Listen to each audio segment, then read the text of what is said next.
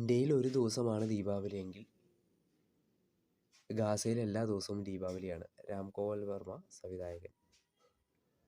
സഹപ്രവർത്തകൻ്റെ അതേ ഭാഷ, അതേ വിദ്വേഷം. തറാബ് ഫാറൂഖി തിരക്കഥാകൃത്ത്. ആഘോഷവും വിനാശവും തമ്മിലുള്ള വ്യത്യാസം എന്തെന്നറിയാത്ത ഇയാൾ എന്ത് ക്രൂരനാണ്. രാഖി ത്രിപാഠി, ആക്ടിവിസ്റ്റ്. അതിപ്പോൾ ഈ താഴെ പറഞ്ഞ രണ്ടാൾക്കാർ പറഞ്ഞവരോട് ഞാൻ പൂർണ്ണമായിട്ട് യോജിക്കുന്നു. കാരണം ഇയാൾ ഏതെങ്കിലും നടിമാരെ കാൽവിരൽ ഊമ്പിക്കൊണ്ട് നടക്കുന്നവൻ്റെ വായല്ലേ ഇതിനപ്പുറം ഇതല്ല, ഇതിനപ്പുറം വീഴും.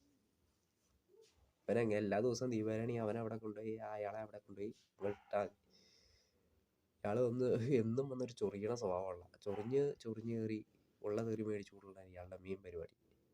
ഇയാളുടെ ഒരു സിനിമയുടെ ഭയങ്കര ഫാനൊക്കെയാണ്. കമ്പനി എന്ന് പറഞ്ഞ പടം, അല്ല കമ്പനി എന്ന് പറഞ്ഞ പടം, അത് നമ്മുടെ ലാലേട്ടനെ ഇയാൾ കളിയാക്കിയിട്ടുണ്ട്. ലാലേട്ടൻ്റെ ചോട്ടാ ഭീമനും എന്നിട്ട് സണ്ണി ലിയോൺ വന്നപ്പോൾ മോഹൻലാൽ മമ്മൂട്ടിയും പൊത്തിപ്പോയി വിളിക്കണം, അത്ര ജനക്കൂട്ടം വരാൻ പറ്റില്ല ഞാൻ പറഞ്ഞ് ഇങ്ങനെ ചൊറിയുന്ന മലയാളികൾ പോലെ അയാളെ കൊന്നു പോലെ വിളിച്ചിട്ടെങ്ങനെയാണ്. എന്തെങ്കിലുമൊക്കെ ഒന്ന് വിട്ടിത്തരാം. അയാൾക്ക് തലയിൽ ഫുള്ളും കാമ. ഈ കാമ അധികമായാലുണ്ടല്ലോ ബുദ്ധിശൂന്യത ഉണ്ടാവും. എന്ത് സാധനം അധികമായാൽ കഴിഞ്ഞാൽ ബുദ്ധി നഷ്ടപ്പെടും. അതുപോലെ തന്നെ ഒരു ബുദ്ധി നഷ്ടപ്പെട്ട മനുഷ്യനാണ്. ചുമ്മാ കടന്ന് കണ്ട നല്ല സംവിധായകനൊക്കെയാണ്, നല്ല പടമൊക്കെ, കമ്പനിയുടെ ഫേവറേറ്റ് വീട്. പക്ഷേ ഇങ്ങനെ ഇടയ്ക്ക് വന്ന് മറ്റേ ഈ തുണ്ടുപടങ്ങളൊക്കെ പിടിച്ച് പുള്ളിക്ക് ഒരു ബോധവും ഇല്ല.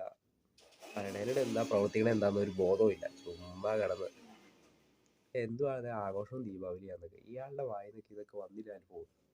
ഒരൊറ്റ കാര്യം ചെയ്യും, ഈ പുള്ളീനെ കൊണ്ടുപോയി ഗ്യാസെ കൊണ്ടുപോയി ഇറക്കി എടുത്താൽ ഫസ്റ്റ് മിസൈൽ ഒരു വെച്ച് പുള്ളി കയറണം.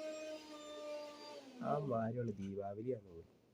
ഇയാൾ എവിടെ നിന്ന് വന്നറിയാം. മോഹൻലാലിനെ ചോട്ടാ ഭീമെന്ന് വിളിച്ചാ മോഹൻലാലേട്ടനെ അന്ന് കൊന്നു വിട്ടതാ. എന്താ കിട്ടിയാലും പഠിക്കില്ല. എന്താ ബുദ്ധിസ്ഥിരത നഷ്ടപ്പെട്ട ആൾക്കാരോട് പിന്നെ പറഞ്ഞിട്ട് വലിയ കാര്യമില്ല.